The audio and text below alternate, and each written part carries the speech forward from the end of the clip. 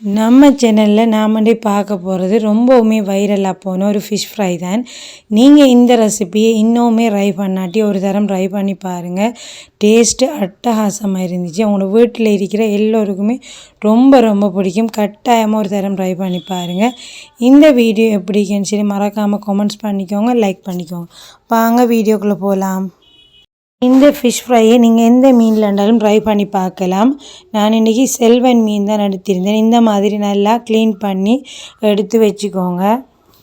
இப்போ இந்த ஃபிஷ் ஃப்ரைக்கான மசாலாவை ரெடி பண்ணலாம். அதுக்கு 5 பூடு இந்த மாதிரி தோல் நீக்கி சேர்த்துக்கோங்க. அதோட ஒரு துண்டு இஞ்சி, சின்ன வெங்காயம் இருந்துச்சுன்னா அதுவுமே ஒரு 3-4 சின்ன வெங்காயம் எடுத்துக்கோங்க. அப்படி இல்லாட்டி பெரிய சைஸ் வெங்காயத்தில் சின்னதாக ஒரு பாதியை சேர்த்து இந்த மாதிரி ஒன்றும் பாதியமாக நல்லா இடித்து எடுத்துக்கோங்க. மைய அரைக்க தேவையில்லை. இந்த மாதிரி இடித்து ஒரு ஓரமாக எடுத்து வச்சுக்கோங்க. இப்போ இதுக்கு தேவையான அளவு புளி எடுக்கலாம். நான் ஒரு லெமன் சைஸ் அளவுக்கு புளி தான் சேர்த்திருந்தேன். 4 மீனுக்கு இது போதுமானதாக இருக்கும். இதையுமே நல்லா இந்த மாதிரி தண்ணியில் கரைச்சி எடுத்துக்கோங்க. இதுவுமே இருக்கட்டும். இப்போ இதை ஃப்ரை பண்ணுறதுக்காக ஒரு நான்ஸ்டிக் பேனில் 2 டேபிள் ஸ்பூன் அளவுக்கு தேங்காய் எண்ணெய் தான் சேர்த்திருக்கேன். நீங்கள் தேங்காய் எண்ணெய் சேர்த்து ஃப்ரை பண்ணக்குள்ள ஃபிஷ் ஃப்ரை நல்ல வாசம் அரிக்கும். இப்போ இந்த எண்ணெயிலே 2 டீஸ்பூன் அளவுக்கு தனித்தூள் சேர்த்துக்கோங்க. கொஞ்சமாக நச்சீரகத்தூள், கொஞ்சமாக மஞ்சத்தூள். அடுப்பை மீடியம் ஃப்ளேம்லேயே வச்சு சேர்த்துக்கோங்க. அப்படி இல்லாட்டி தனித்தூள் கருகிரும்.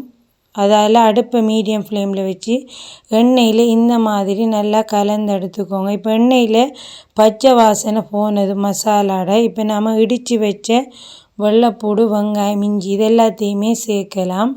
இந்த மாதிரி சேர்த்தது பிறகு அதையுமே நல்லா கலந்து எடுத்துக்கோங்க. இந்த மசாலா தூள்ற அதோட இந்த இஞ்சி வெள்ளைப்பூட பச்சை வாசம் போகிற அளவுக்கு நல்லா வதக்கி எடுத்துக்கோங்க. தேவையான அளவு உப்பு சேர்த்துக்கோங்க. இப்போ இது எல்லாத்தையுமே சேர்த்தது பிறகு நல்லா வதக்கி எடுத்திருக்கேன். இப்போ எண்ணெய் பிரிஞ்சு வந்தது பிறகு நாம் கொஞ்சமாக சில்லி ஃப்ளேக்ஸ் சேர்க்கலாம். உங்களுக்கு காரத்துக்கு ஏற்ற மாதிரி சேர்த்துக்கோங்க.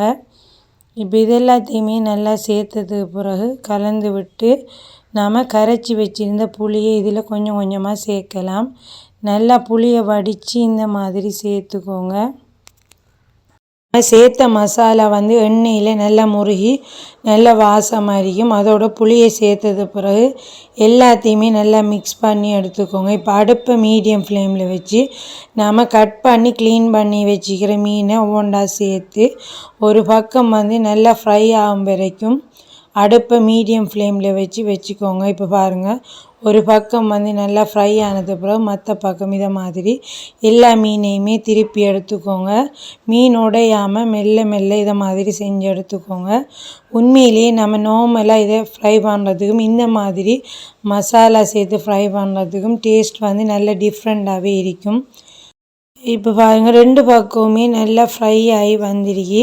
இந்த மாதிரி திருப்பி போட்டு ஒரு 15 நிமிஷத்துக்கு அடுப்பை மீடியம் ஃப்ளேமில் வச்சு நல்லா ஃப்ரை பண்ணி எடுத்துக்கோங்க. சுட சுட இந்த மசாலாவில் சோறு போட்டு பிசைஞ்சு சாப்பிட்டீங்கன்னு சொன்னால் உங்களுக்கு எந்த கறியுமே தேவைப்படாது. அந்த அளவுக்கு டேஸ்ட் அட்டகாசமாக இருக்கும். இந்த வீடியோ உங்களுக்கு யூஸ்ஃபுல்லாக இருக்குமென்னு நம்புகிறேன். இந்த வீடியோ உங்களுக்கு பிடிச்சிருந்தால் மறக்காமல் வீடியோக்கு ஒரு லைக் பண்ணிக்கோங்க. உங்களோட ஃப்ரெண்ட்ஸ் அண்ட் ஃபேமிலிக்கு நிறைய ஷேர் பண்ணிக்கோங்க. தேங்க்ஸ் ஃபார் வாட்சிங்.